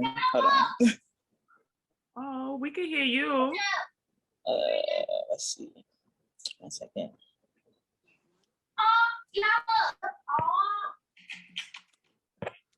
You say you can hear me?